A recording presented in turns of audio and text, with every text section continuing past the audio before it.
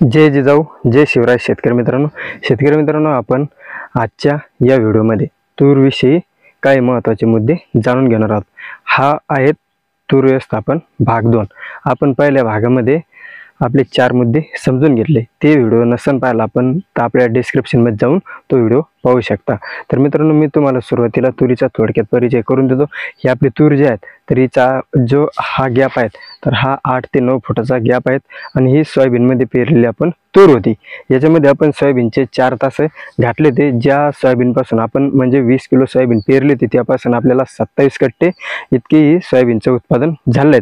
त्यानंतर प्लस हे तूर आहेत आणि ही तूर पूर्णपणे 100% कोरडो आहेत। याला आपण कोणत्याही प्रकारचं पाणी वगैरे दिलेलं नाहीत आणि आपण याच्यावरती आतापर्यंत फक्त एक फवारणी घेतलेली आहे आणि दुसरी फवारणी आता आपण याच्यावरती करणार आहोत।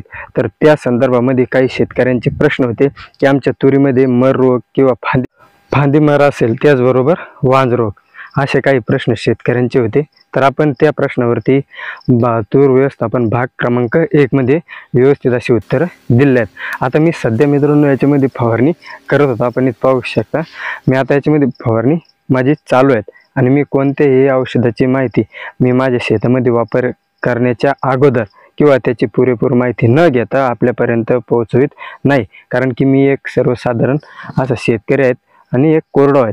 आपण जाणून घेतलेलं आहे की आपण याच्यामध्ये कोणत्याही प्रकारचं पाणी व्यवस्थापन आतापर्यंत केलेलं नाहीत।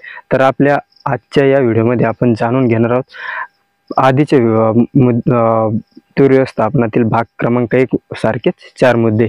त्यातील पहिला मुद्दा आहे आपला तूर फवारणी, तुरीवरती दुसरी फवारणी कोणती करावी। त्याचबरोबर आपला मुद्दा क्रमांक 2 आहे की वांज रोग नियंत्रण कसे करावे, त्यासाठी कोणतं औषध टॉनिक किंवा काही अन्य प्रकारचे औषध आहेत का। त्याचबरोबर तिसरा मुद्दा आहे धुई धुक्यांपासून आपल्या तुरींचं आपण संरक्षण कसं करू शकतो। आणि आपला चौथा आणि अत्यंत महत्त्वाचा असा मुद्दा आहे की अनेक शेतकऱ्यांच्या मनात त्या मुद्द्याविषयी प्रश्न निर्माण होतात, ते म्हणजे पाणी व्यवस्थापन। तुरीला पाणी व्यवस्थापन कसे करावे आणि तुरीला किती वेळा पाणी द्यावे, कोणत्या अवस्थेत द्यावे। तर हे आपले एक एक मुद्दा आपण जाणून घेणार आहोत। तर चला सगळ्यात आधी आपण पहिला मुद्दा म्हणजे तुरीवरती दुसरी फवारणी आपण कोणती करावी याविषयी जाणून घेणार आहोत। तर मित्रांनो आपण पहिल्या फवारणीमध्ये इमामेक्टिन जर घेतला असेल तर आपण या फवारणीमध्ये आपल्याला कीटकनाशकामध्ये ज्याचा आपण चांगली पैकी आळीचा बंदोबस्त करू शकतो असे कीटकनाशक म्हणजे आपल्याला ज्याच्यामध्ये क्लोराएंट्रिफ्लोर हा 18.5% हा घटक असलेला आपण कोणतेही कीटकनाशक घेऊ शकता, जसं की FMCचं कोराजन किंवा इफकोचं शिमो घेऊ शकता। अन्यथा इन्सेक्टिसाइड्स म्हणजे ट्रॅक्टर ब्रँडचं आपण मिशन घेऊ शकता किंवा GSPचं हेलिप्रो हे घेऊ शकता। फक्त याचं जे प्रमाण आहे तर ते वेगळं आहे। तर FMCचं कोराजन जर आपण घेतलं तर 5 ते 6 मिली आपण एका पंपसाठी घेऊ शकता आणि हे बाकीचे मी जे 3 सांगितलेत हे जर आपण घेतलं तर 6 ते 7 ml आपण एका पंपसाठी घेऊन फवारणी करू शकता। त्याचबरोबर आपल्याला त्यासोबत आपल्या पिकामध्ये जर आपण आधीच्या फवारणीमध्ये आपण सांगितलेलं बुरशीनाशक जर घेतलं असेल तर आपल्याला या फवारणीमध्ये ज्याच्यामध्ये मेन्कोझेब प्लस कार्बेंडाझिम हे 2 घटक असलेलं आपण कोणत्याही कंपनीचं बुरशीनाशक घेऊन त्याची फवारणी करू शकता। आणि तिसरं औषध आहे त्यासोबत आपल्याला घ्यायचं आहे बोरॉन। आता आपल्या तूर पिकामध्ये जवळपास 70% शेंग अवस्था आहेत आणि 30% फुलोर अवस्था आहेत। तर आपल्याला अशा स्टेजमध्ये बोरॉन घ्यायचं आहे। आपण आधीच्या फवारणीमध्ये बोरॉन घेतलेलं नव्हतं आणि मित्रांनो आपण याच्यावरती कोणत्याही प्रकारचं टॉनिक वगैरे फवारलेलं नाहीत। तर मी हे आपल्याला ही औषधाची फवारणी करावंच म्हणून सांगत नाहीत, तर मी करीत आहेत आणि ज्याचे मला चांगले रिझल्ट मिळालेले आहेत त्यामुळे मी आपल्याला ही फवारणी सांगित आहेत। तर आपण हे 3 घेतले नंतर आपण याची एकत्रित फवारणी करावीत आणि आपल्याला फवारणी करते वेळेस इथे पाहू शकता याला ह्या साईडनं पण फवारणी करायची आणि पलीकडच्या साईडनं पण म्हणजे या पाट्यावरती दोन्ही साईडनं पण आपल्याला व्यवस्थित पाण्याचं जास्तीत जास्त प्रमाण घेऊन याच्यावरती फवारणी करायची आणि आपल्या तूर पिकामध्ये जर फांदीमर असेल तर आपल्याला त्या फवारणी आपली याच्या खालून या सांगाड्यावरती गेली पाहिजे। अशा प्रकारे याच्यावरती फवारणी करायची जेणेकरून आपण फांदीमर या रोगावरती नियंत्रण मिळू शकतो। त्याचबरोबर आपला दुसरा मुद्दा आहे वांजरोग नियंत्रण।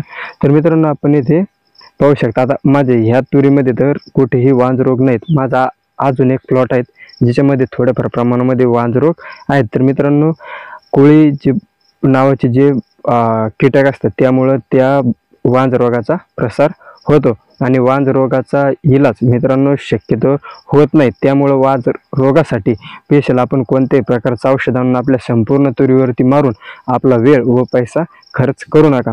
तसे कुठं झाडं जर दिसत असतील तर त्याला आपण उपटून एखाद्या कोपऱ्यात गड्ड्यामध्ये टाकून ते नष्ट करू शकता। तोच त्याच्यावरती खास उपाय आहेत, मी केला होता, आपणही करून पहा। त्याचबरोबर आपला मुद्दा क्रमांक आहे 3, तर तो आहे धुक्यांपासून आपल्या तुरीचं संरक्षण कसं करावं। तर मित्रांनो आपल्याला 15 लिटरचा पिंपाचा डब्बा घ्यायचा, म्हणजे तेलाचा डब्बा घ्यायचा लोखंडी पत्र्याचा। तर आपल्याला तो पूर्ण वरून त्याचं तोंड कापायचं, त्यामध्ये आपल्याला काड्या टाकायच्या, त्याला खालून 5-7 छिद्र पाडायचे। काड्या टाकल्यानंतर आपल्याला ते पेटवायच्यात आणि त्याच्यावरून हिरवा पाला पाचोळा म्हणजे लिंबाचा पाला आपल्याला वरून टाकायचा आणि त्यामध्ये आपण म्हणजे त्या डब्यामध्ये आपण थोडं 50 ते 60 ग्रॅम सल्फर जे WDG फॉर्म्युलेशनमध्ये असतं 80% ते टाकू शकता आणि आपल्या ह्या पाट्यानं यांना घेऊन फिरायचं। त्यानंतर 2-3 पाटे सोडून द्यायचे, म्हणजे 2-3 पाट्याआड आपल्याला तो डबा घेऊन फिरायचा। त्याचा धुवा इतका खासपैकी होता, असा कारखान्याचा बॉयलरमधून जसा धुवा निघतो तसा धुवा त्यामधून निघतो, जेणेकरून आपल्या तुरीचं आपण बऱ्यापैकी धुळीपासून संरक्षण करू शकतो। पाहिजे तर मी नंतरच्या व्हिडिओमध्ये ते कसं तयार करायचं कसं नाही याविषयी सविस्तर व्हिडिओ बनवीन। तर आपला चौथा मुद्दा आहे पाणी व्यवस्थापन। तर मित्रांनो पाणी व्यवस्थापनामध्ये अनेक शेतकऱ्यांकडून चुका होतात आणि तुरीमध्ये जर पाणी व्यवस्थापन चुकले तर खूप मोठ्यापैकी आपल्याला त्याचा तोटा होऊ शकतो। कारण की आपण जर तुरीला योग्य वेळी पाणी दिले नाही तरी सुद्धा फुलगळ मोठ्या प्रमाणात होते आणि चुकीच्या वेळी सुद्धा तुरीला पाणी व्यवस्थापन केले तरी सुद्धा मोठ्यापैकी आपल्या तुरीत फुलगळ हे आपल्या शेतकऱ्याच्या निदर्शनास पाहायला मिळते। त्यामुळे आपल्याला पाणी देत असताना आपण आधीच्या व्हिडिओमध्ये पाणी व्यवस्थापन हा मुद्दा घेतला होता। तर आपल्याला कळी अवस्था जेव्हा असते म्हणजे 5 ते जास्तीत जास्त 10% फुलावस्था याच्या आत आपल्या तुरीला पाणी व्यवस्थापन करणं जरुरीचे असतं। ज्या वेळेस आपली तूर भर फुलात असेल त्यावेळेस आपल्या तुरीला पाणी देणं शक्यतोवर शेतकऱ्यांनी टाळावं आणि आपली तूर जर जवळपास आता पाहू शकता या आपल्या आता या तुरीला जवळपास मी सांगितलं 70% शेंग धारणा झाले आणि 30% फुलं आहेत। तर अशा स्टेजमध्ये सुद्धा पाणी द्यायला चालत नाही। तर आपल्या तुरीला 90-95% शेंग अवस्था आल्यानंतर आपण तुरीला पाणी देऊ शकता।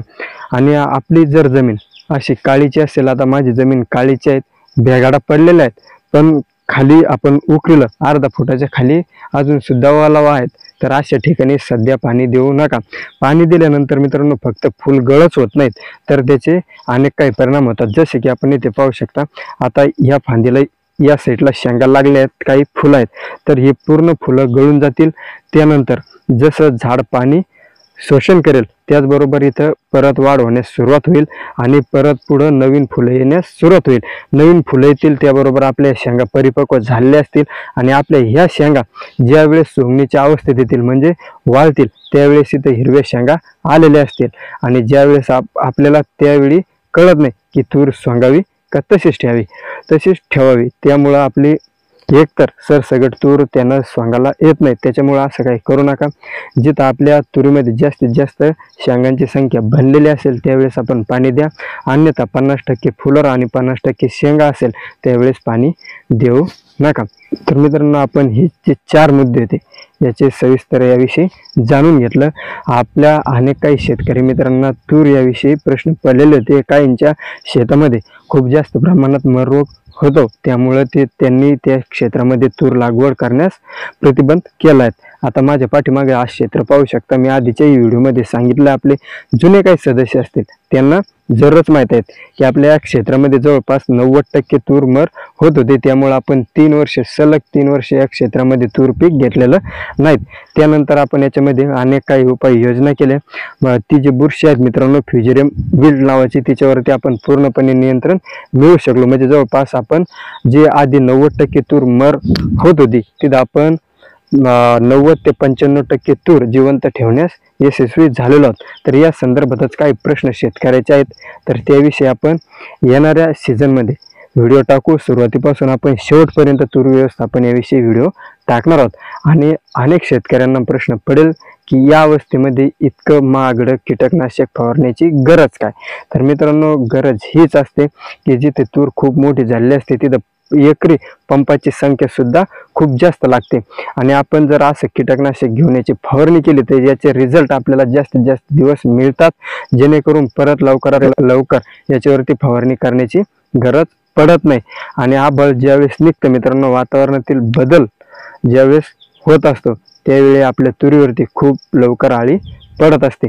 तर चला मित्रांनो, बोलणं इथंच थांबू। अनेक काही मुद्दे असतात की जे शेतकऱ्यांना जाणून घेण्याची आवश्यकता असते आणि ते मुद्दे शेतकऱ्यांच्या अति हिताचे व अति कामाचे असतात। जरा आपला वेळ घेतल्याबद्दल आणि आपण ही मला वेळ दिला त्याबद्दल आपले सर्व शेतकऱ्यांचे मनापासून खूप खूप धन्यवाद करतो। भेटू पुढच्या व्हिडिओमध्ये शेतीविषयी अशीच नवनवीन माहिती घेऊन आपल्या या चॅनलवरती। तोपर्यंत जय जिजाऊ, जय शिवराय।